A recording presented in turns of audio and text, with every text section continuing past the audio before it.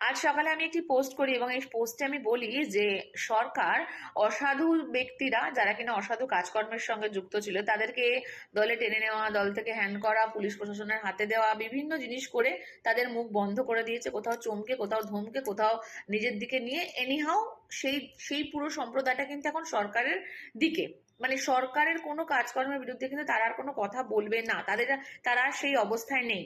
আর দ্বিতীয়ত, মাইনে বাড়ানোর মাধ্যমে সমস্ত সরকারি কর্মচারীদের মুখ কিন্তু সরকার বন্ধ করে দিলেন। এরপর খুব স্বাভাবিকভাবে সাধারণ মানুষ হিসেবে এই জিনিস মনে হয় যে খুব কম ব্যক্তি আছেন না যারা কিনা সরকারি কর্মচারী হয়ে সরকারের জনবিরোধী কাজকর্মের বিরুদ্ধে গর্জে ওঠেন। এরকম তো খুব কম মানুষ আছেন। আবার এখানে মাইনে বাড়ানো হলো, তাহলে তারপরে কি সেই মানুষরা আর সরকারের কোনো জনগণ বিরোধী কাজকর্মে কোনো রকম বিরোধিতা করবেন কিংবা কোনো আন্দোলনকে মানে সমর্থন করবেন? এটা তো মনে হয় না।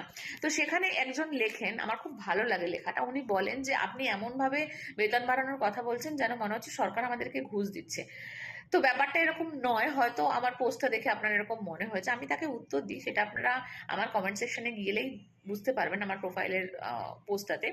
কিন্তু আপনাদের জন্য সেটা বলি, সেটা হচ্ছে দেখুন, একটা বার একটু শান্ত মাথায় ভেবে দেখুন, সরকারি চাকুরেরা যারা কিনা এত দিন ধরে চাকরি করছেন তাদের তো একটা একটা তো নিয়ম আছে, যেমন ট্রেন ছাড়ার একটা নিয়ম আছে, ট্রেন থামার নিয়ম আছে, সবকিছুর একটা পার্টিকুলার টাইম আছে, স্কুলের পরীক্ষার সময় আছে, স্কুলের পরীক্ষার আওয়ার্স আছে, সবকিছু কিন্তু সময় এবং নিয়ম নীতি দ্বারা বাঁধা। যে কোনো একটা ভালো মানে যে কোনো একটা কাজকর্ম, ঠিক আছে? তাহলে সেরকম সরকারি মানে চাকুরিজীবীদের মাইনে বাড়বে, এই স্কেলে বাড়বে, ওই স্কেলে বাড়বে, হোয়াট এভার দ্য স্কেলে বাড়বে, এটা কিন্তু নিয়মের মধ্যেই রয়েছে। সরকার এতদিন ধরে মানে বাড়াচ্ছিল না, বহু আন্দোলন কিন্তু সরকারি কর্মচারীরা করেছেন এবং তারপরে এই সরকার এসে ঘোষণা করলেন ঠিক আছে তোমাদের মানে মাইনে বাড়ানো হবে। এবার আপনি ভাবুন, আপনি একটা সাধারণ নাগরিক হিসাবে ভাবুন, এটা সরকারি চাকুরিদের ব্যাপার গেল। কটা মানুষ পাড়ায় খোঁজ নিয়ে দেখুন তো, কটা মানুষ সরকারি চাকরি করে? পাড়াতে খোঁজ নিয়ে দেখুন কটা শিক্ষিত ছেলে মেয়ে সরকারি চাকরি পেয়েছে? পায়নি তো। তাহলে তাদের যে জেনারেশনটা, এমনটা কি ব্যাপার যে তাদের কোনো ক্ষমতাই ছিল না, তাদের কোনো ক্যাপাবিলিটি ছিল না? দিনের পর দিন, শুধু পশ্চিমবঙ্গ নয়, পশ্চিমবঙ্গে ভারতে দিনের পর দিন বিভিন্ন কম্পিটিটিভ পরীক্ষার প্রশ্নপত্র ফাঁস হয়েছে। আপনারা বলবেন সেই একই কথা, বাট একই কথা তো সত্য। কম্পিটিটিভ পরীক্ষার প্রশ্নপত্র ফাঁস হয়েছে। যদি না প্রশ্নপত্র ফাঁস হয়েছে তাহলে পরীক্ষা হয়েছে, তারপরে সব জলগোলা হয়ে গেছে, নয় রং পরিবর্তন হয়েছে, না হলে অন্য কিছু পরিবর্তন হয়েছে, সেই পরীক্ষার ফল বেরোয়নি। যদিও বা ফল বেরিয়েছে, সেই ফলের মধ্যে রয়েছে সমস্ত নিজেদের নাম ঢোকানো, সেটা যে রঙেরই হোক না কেন। বয়সটা কিছু কম হয়নি এবং সেখান থেকে বিভিন্ন অভিজ্ঞতা দ্বারা বলছি, সেখানে কিন্তু বিভিন্ন রং তার তার লোক ঢুকিয়েছে। সেখানেও কিন্তু খুব একটা নিট অ্যান্ড ক্লিন সেই লিস্ট তৈরি হয়নি। সেখানে যখন নিয়োগ হলো, সেই নিয়োগের পরও কিন্তু আবার ছাঁটাই হলো। সেটা এই জাস্ট মানে যে সরকার গেল সে তার আমলে হয়েছে। তাহলে যারা দিনের পর দিন এই সরকারি চাকরি পেতে পেতেও পায়নি, তারা কি অপরাধ করেছিল?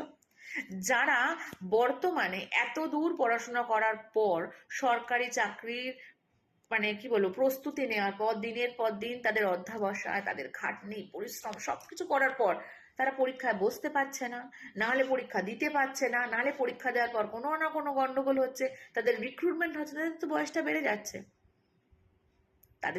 বেড়ে যাচ্ছে, তাহলে একটা সময় পরে গিয়ে তারা সেই পরীক্ষায় বসতে পারবে না। শুধুমাত্র সেটা নয়, আমি বয়স বাড়িয়ে দিলাম, একটা 30 বছরের ছেলে যা ক্যাপাবিলিটি থাকে, একটা 50 বছরের ছেলে মেয়ের সেই ছেলে মেয়ে মানে মানুষের আর কি সেই ক্যাপাবিলিটি থাকা সম্ভব নয়, বিকজ অফ দেয়ার পজিশন। ঠিক আছে, বিকজ অফ দেয়ার পজিশন তাদের তাদের বয়স বাড়ার সঙ্গে সঙ্গে তাদের অনেক কিছু পরিবর্তন হয়, তাদের দায়িত্বের পরিবর্তন হয়, তাদের মানে কি বলবো অনেক কাজকর্ম তাদের জীবনে অ্যাড হয়। তারা যদি সরকারি চাকরির জন্য হাঁ করে বসে থাকে, তারা যদি কোনো রকম রুটি রোজগার না করে, তাহলে তাদের সংসার চলবে না। ছেলে মেয়ে নির্বিশেষে তাদের সংসার চলবে না। তাহলে তাদের কোনো না কোনো একটা উপায় দেখতে হয়, কোনো না কোনো একটা কাজের জায়গা খুঁজতে হয়। তাহলে সেখানে কিন্তু সেই বেসরকারি জায়গায় কিন্তু কোনো রকম সরকারি চাকরির মতো কোনো নিয়ম নীতি নেই। আপনি বিভিন্ন সেক্টরে দেখুন, এমনও বহু জায়গা আছে যেখানে রবিবারে মানে চাকরি বললে ভুল হবে, actually they are treated as a labour. হ্যাঁ, লেবারের মতো ট্রিট হয়। রবিবারও বহু অফিসে ছুটি থাকে না। তাহলে কি যারা সেই জায়গায় কাজ করছে তাদের সেই ক্যাপাবিলিটি ছিল না?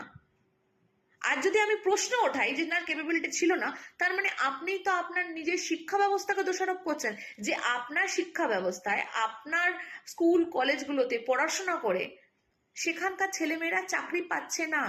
তাহলে সেখানে পড়াশোনা কি হচ্ছে? সেখানে আপনি সিস্টেম কি রেখেছেন?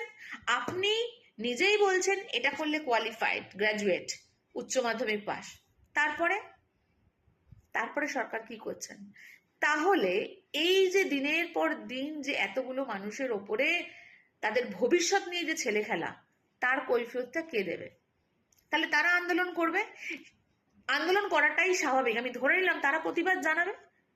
সেই প্রতিবাদে আপনাকেও একজন সরকারি চাকরিকেও সামিল হতেই আমি বলছি। হ্যাঁ, আমি সেখানেই আপনাদের মানে কি বলবো, সেখানে আপনাদের এই সমর্থনটুকু চেয়েছিলাম যে আপনারা যারা সরকারি চাকরি করছেন তারা সরকারি চাকরিটা পেয়েছেন, কিন্তু ন্যায় অন্যায় ঠিক ভুল এই বিচারের জায়গাটা তো আপনাদের মধ্যে আছে, তাই না? ফলে একটা দেশের সলিউশন, একটা দেশের অর্থনৈতিক সমস্যার সলিউশন একটা রাজ্যের কিংবা দেশের সরকারি কর্মচারীদের বেতন বৃদ্ধি নয়। সেই বেতন বৃদ্ধি নিয়ে কোনো বেকারদের, কোনো বেসরকারি কর্মচারীদের কোনো কথা নেই, অন্তত আমার তো নেই।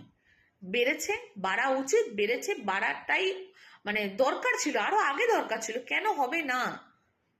কিন্তু তার পাশাপাশি সাধারণ মানুষ হিসাবে, একজন নাগরিক হিসাবে, আপনি তো একজন নাগরিক ও সরকারি কর্মচারীর পাশাপাশি, ফলে আপনাকেও আমরা এই সমস্ত সাধারণ মানুষদের যে কষ্ট, সাধারণ মানুষদের সঙ্গে যে গেম খেলা হচ্ছে দিনের পর দিন, সেখানে আপনাকেও সহযোদ্ধা হিসাবে চাই, আপনাদেরকেও সহযোদ্ধা হিসাবে চাই।